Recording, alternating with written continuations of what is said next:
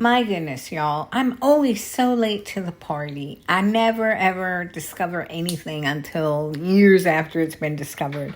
So my latest discovery is MEGYN Kelly.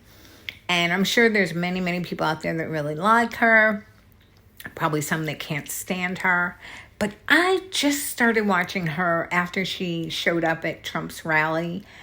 And I've watched like 10 episodes now. And I have got to say, after watching her, I could sum her up in a couple of words, which I think are really, really a good description.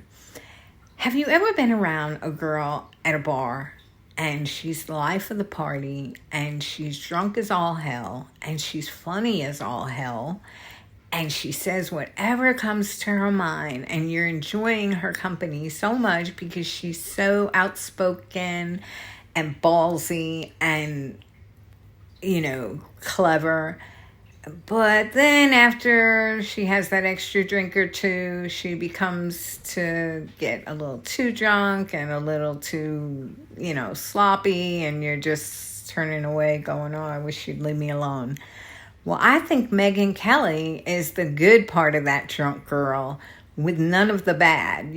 She just keeps on being funny and keeps on being outspoken and keeps on being clever, and she never gets on your nerves and she never cringes, and I really like her. Well, anyway, I'm linking 2 episodes that I watched today in the description. Of course, up to you if you want to watch them, but I gotta say, if you're not a Trump supporter, I wouldn't even bother. But if you are, and I am not really a Trump supporter, I don't support anybody. I definitely did not support Kamala at all, but I didn't support Trump either. I didn't even vote. But I have to say that since that's the president we got, I started looking into a little bit into some of his messages, and I saw MEGYN Kelly. I said, well, let's see what she has to say. And I have to say, it's a really good time for me right now to start watching things like that, because I am so fed up with the chats. Oh my goodness. Today, I didn't get in trouble, I promise you, but I think I would have if I'd stayed, because it was the trial of Rhonda, I'm sorry, is it Rhonda? Yes, Rhonda Jewell. And I have to say, I couldn't believe that the judge didn't allow the testimony of the memory expert. I mean, for heaven's sake, if you have a defendant saying, I forgot, wouldn't you think the judge would allow a memory expert to come on? As long as he wasn't like a snake oil salesman and selling propaganda. I mean, they proffered him. So they were able to ask all these questions, and he had the perfect answers to almost every question. Well, again, so me, I always take the low road. I always try to give people the benefit of the doubt. Bites me in the ass every time. And this particular time, I'm like in the chat and I'm watching all these people. The judge says no, he can't testify, which blew my mind. But then they did some kind of weird thing that I never saw before. They, even though the judge disallowed him, they were able to continue to question him, which I don't know why, but I guess to do a rebuttal, maybe to appeal the judge's decision not to allow him to testify. And they, proffered him some more. And I mean, I thought he would have been such an excellent witness. For whatever reason, the judge said no. But the part that got me almost kicked out of there and made me go screaming from the room, not really. I mean, I keep it together, me, cool, calm, and collected. But I'm just saying, made me say, I have got to get out of here. The last thing I said, I think, was, I feel like I just landed on Mars with you people in this chat. And it wasn't that nice a thing to say. So I just figured exit stage left would be my best bet. But I was like, the things they were saying, that this lady who they have proved with witnesses, which when a witness gets on the stand and says something, that's evidence. Now, whether you choose to believe the evidence, that's up to you, how credible you think that witness is. But by the letter of the law, anything said on the witness stand under oath is evidence. So a couple of people got on to say what wonderful care that she has taken of their children over the years. Never a problem. And this is the kind of woman that if something like this were to happen, and I'm not going to go into explaining how the memory works and how it's so possible that this could occur, because I looked into it years ago when there was that Justin Ross Harris case where his child died in a hot car. But because he was a sex addict, they brought all that evidence into the trial. And of course, he was convicted, got sent away for like 25 years. And they tried to say he purposely killed his child. I want to say Connor, but I don't know if that's the right name. But I think it was Connor. And I never believed he did it on purpose. It was so obvious how much he loved that little boy. But his mind got swept up in the text messages. It was his off day to take his son to the daycare early morning. Your mind is elsewhere. It can happen. Nobody believes it could happen to them.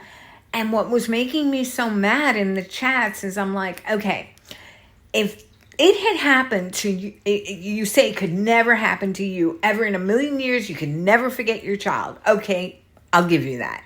But what if it did or could happen to your sister or your brother or your mother or your father or whomever, someone you knew and someone you loved? Would you be sitting here in this chat room watching their trial saying, you did it on purpose, I hope you go away for 100,000 years? I mean, good Lord, all I ever ask for people to do, I'm getting fired up.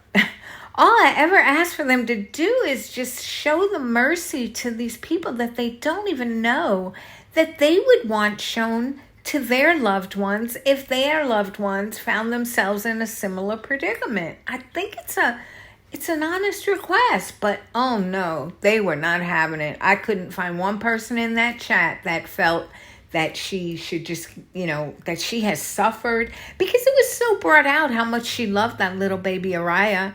It was so brought out, and how couldn't you love her? She was one of the more sweet babies out there. I mean, I'm not saying bad babies deserve bad fates or anything, but good babies definitely don't. And when it's a baby that's so easy to care for and take care of, there's that much less likelihood that the caregiver is going to mistreat the baby.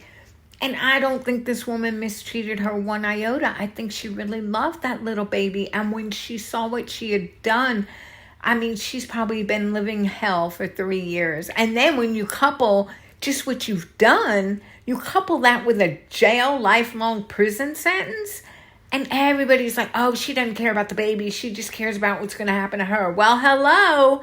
I mean, how can you even grieve for the little baby when the second that it happens, now the law comes for you? Of course you're going to, self-preservation, you're going to be worried about yourself. It's all tied up together, all the emotions, what you did to that little baby, how you ruined their mother and father's lives, and how could you have done such a stupid thing, and you probably have all this self-loathing, and then you have to go to jail on top of that, or prison, or get a lawyer and fight this for years. I mean, it's a hard life, and I just think that woman deserves some mercy because she has suffered. And yes, the mother and father have suffered.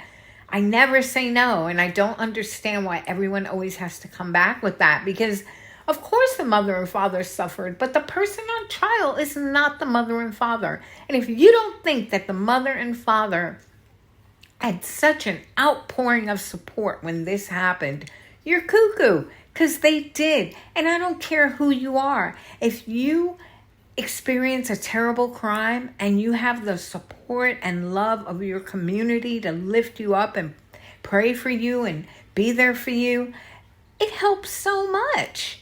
And if you don't, it can make it 100 times worse. And I don't know that this woman had the support and love of her community, because they just probably were just like the chat rooms.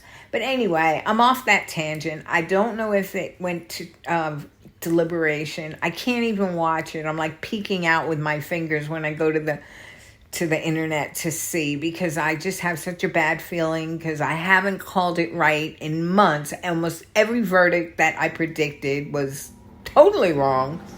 I got to sign off now because my air conditioning is coming on and you'll barely be able to hear me.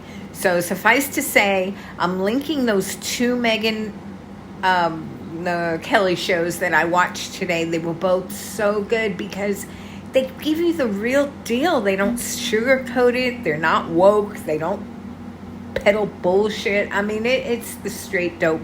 And they were really enjoyable shows. So if you have a couple of hours to kill in the next week, you just play them in the background. I know you'll enjoy them. And if you do, I'd be curious if you leave a comment to let me know that you did. And I can recommend future shows if I think they're interesting and not, boring. Because, oh yes, so the reason why that I'm going to need shows like that now to fill my time is because I just can't go in those chats anymore. I mean, I just can't. I used to love to watch a trial, and then when the trial was, at the end of the day, when the trial's over, then in the evening I would go and just kind of see what shows were discussing the trial, and maybe watch, contribute to the live chat or whatever. But I don't know, lately, I'm just getting to be an old softie, and I'm just always, believe you me, I am not an innocence fraud candidate. If you've been convicted, I'm pretty much done. I am not looking to overturn jury's conviction. So I don't consider myself on the side of innocence fraud. Once it goes through the jury and the jury speaks, that's it for me. Even though the only person that I really feel bad for is Jennifer Crumley to this day, but I'll never fill out a petition. I'll never, go anywhere and start arguing or change.org or any of that. The jury has spoken.